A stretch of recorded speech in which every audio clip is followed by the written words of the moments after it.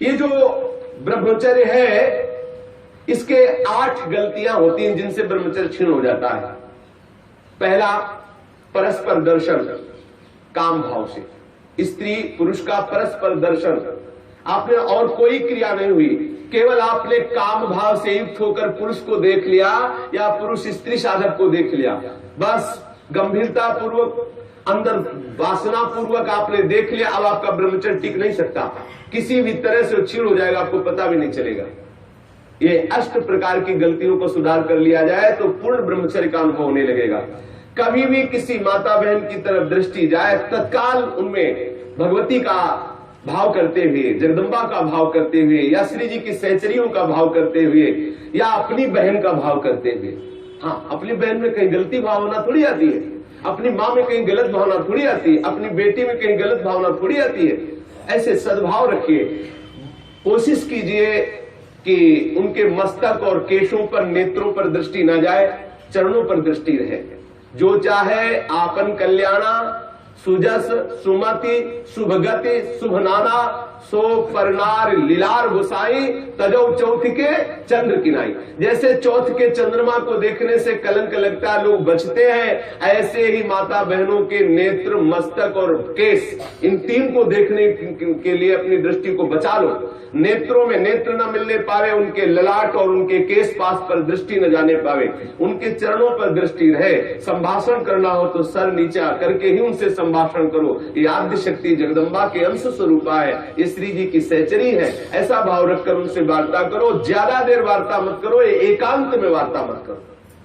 जहां दर्शन हो तत्काल नेत्र हटा लो। अगर दर्शन होते ही आपने काम भाव से उनको देख लिया तो फिर आप ब्रह्मचर्य नहीं रह सकते, या वो ब्रह्मचर्य नहीं रह सकती जिसने पुरुष को काम भाव से देख लिया। पहली गलती।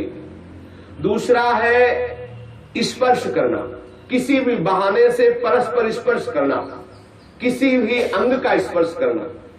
हम भले प्रकट नहीं कर रहे हैं अपनी वासना, लेकिन किसी भी बहाने से पुरुष या स्त्री के शरीर का स्पर्श करना परस्पर विपरीत भावना से, यह दूसरा लक्षण।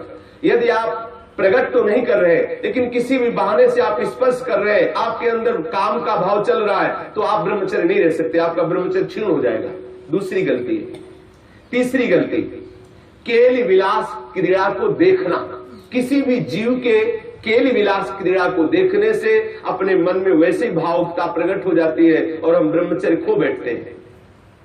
चौथी बात, परस्पर बैठ करके एक दूसरे के रूप का गान करना। आप बड़ी सुंदर हो, या आप बड़े सुंदर हो, आपकी बहुत याद आती है, या वो बहुत सुंदर है, वो हमको बहुत चाहती है, वो हमको बहुत चाहते हैं। ऐसी परस्पर में वार्ता करना या एकांत में उसके गुण कीर्तन करने से ब्रह्मचर्य का नाश हो जाता है।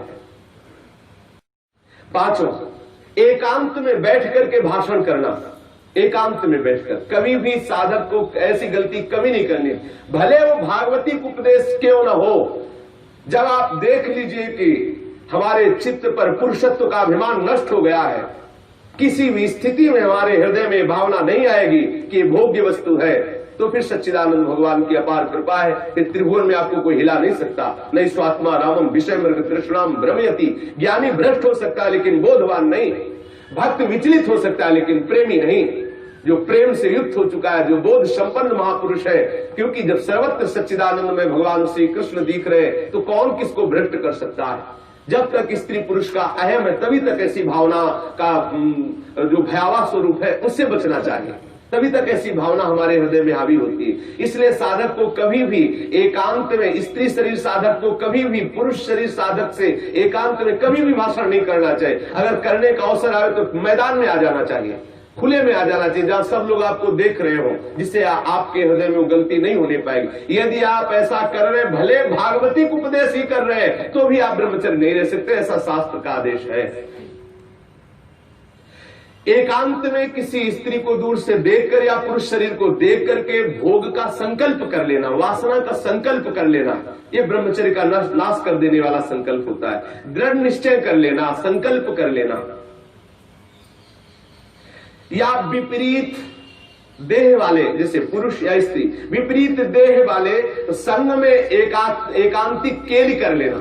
ये अष्ट प्रकार के जो ब्रह्मचर्य नष्ट करने वाले भाव है, इनसे पूर्णतया बचा जाए। जो ब्रह्मचर्य रहना चाहे कभी भी कामुक दृष्टि से परस्पर शरीरों को ना देखे, स्त्री शरीर साधक या पुरुष शरीर साधक परस्पर किसी को कामुक दृष्टि से न देखे, कभी बुरी भावना से किसी भी माता बहन का स्पर्श न करे, कभी भी किसी भी तरह से अपने निकट ना आने दे, ना उनके निकट जाए।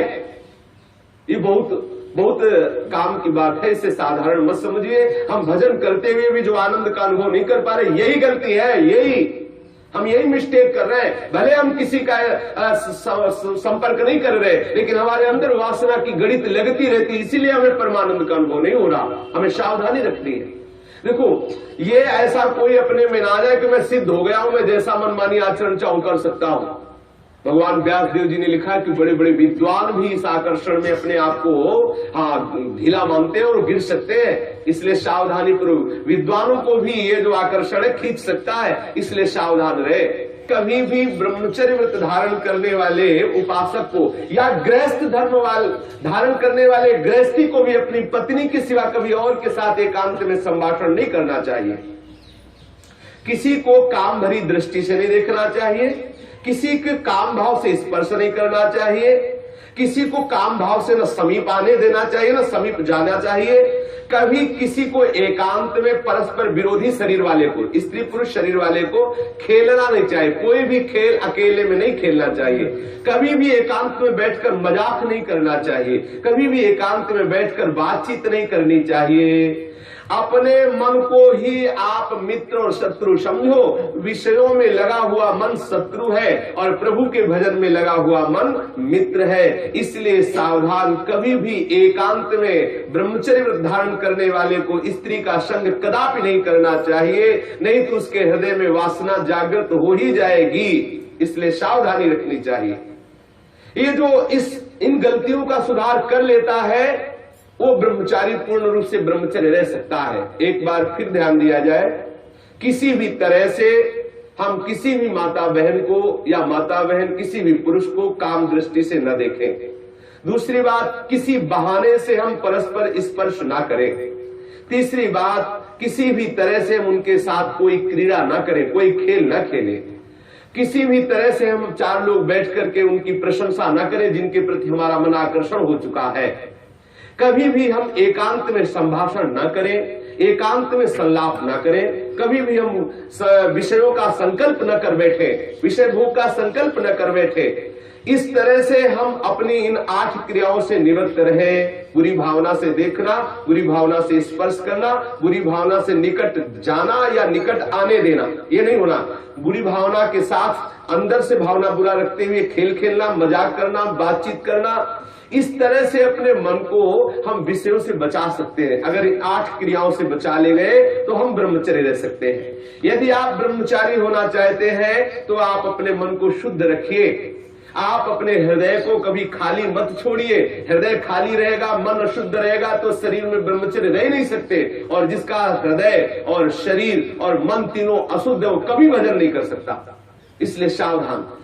आज तो और बहुत बुरी दशा, और ये भक्ति के नाम पर वासना का पोषण करते हैं। भक्ति के नाम पर हम सखी तुम सखा, ये समझ जाने कौन सा नाटक। भगवान कैसे कैसे प्रपंच चल गए हैं, कैसे कैसे प्रपंचिक लोग अपनी वासना की पूर्ति के लिए भक्ति का आडंबर कर रहे हैं। भक्ति को हंसी मजाक समझा जा रहा है। राधा कृष्ण की इस महाप्रेममयी लीलाओं को कैसे किस भावना से घसीटा जा रहा है। बहुत दुर्गति होगी, बहुत सावधान। वो देख रहा है जो सबको देख ले। अरे कोई देखे न देखे, तुम तो देख ही रहे हो ना, तुम्ही को वहां बोलना पड़ेगा, वहां तुम छुपा नहीं सकते।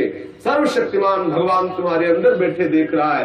भजन करना चाहते हो, भगवत प्रेम प्राप्त करना चाहते हो तो ब्रह्मचर्य पर पूर्ण दृष्टि रखो।